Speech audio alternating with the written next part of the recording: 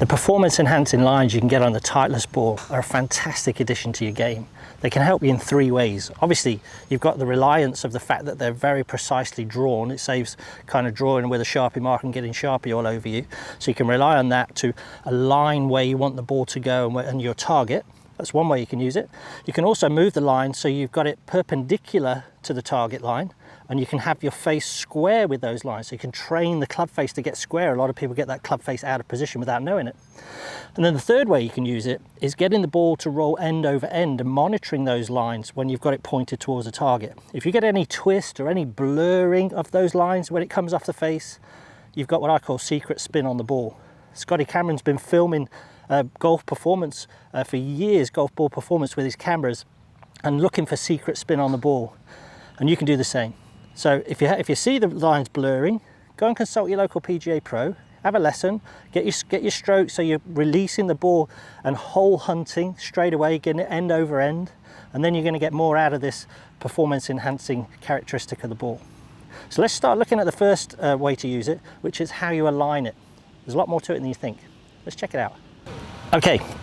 To line this thing up precisely, you've got to start reading the topography of the putt first of all. So you've got to get down to the putt.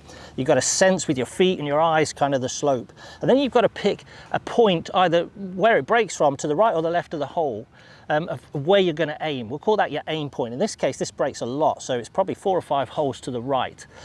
And as I come back down, I'm going to pick an apex point as well, where I start to feel like the ball's going to kind of curve off that line according to the speed I'm hitting it. You want to hit it at a pace of getting it probably 9 inches past the hole is the optimum. Then I'm going to use this line and line it up to my aiming point. So I'm very precisely lining the lines up there, so I know they're dead towards my aiming point.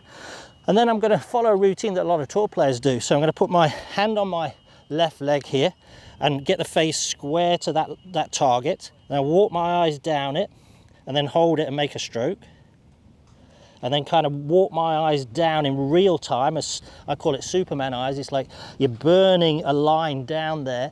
So you're really taking in the topography and the line. And then I'm going to put my hand on my leg and put the putter behind it. Again, following the same kind of routine of burning my eyes down, taking in my aim point and my apex point, getting the club face square to the line and the line on the back of my putter square. And then from there, I'm just going to pull the trigger. Really good speed. So it took the break. Nice little putt.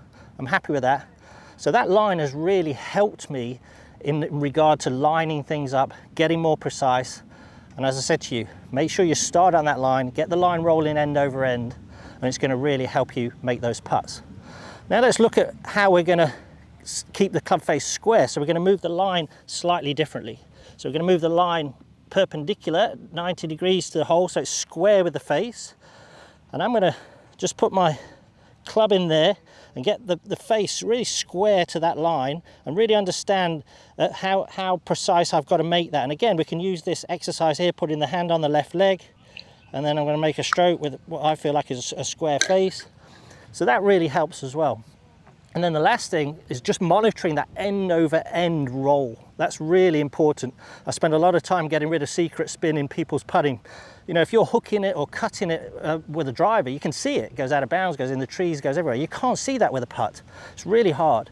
So I spend a lot of time, and I know Scotty Cameron's been doing this for years, filming the ball performance, seeing what secret spin's on there. So you've got to get that ball rolling end over end, hit it with a square face, and get that ball performing how it should do. So there's 3 ways you can use that ball. It's a great performance enhancement. It's going to really help your game.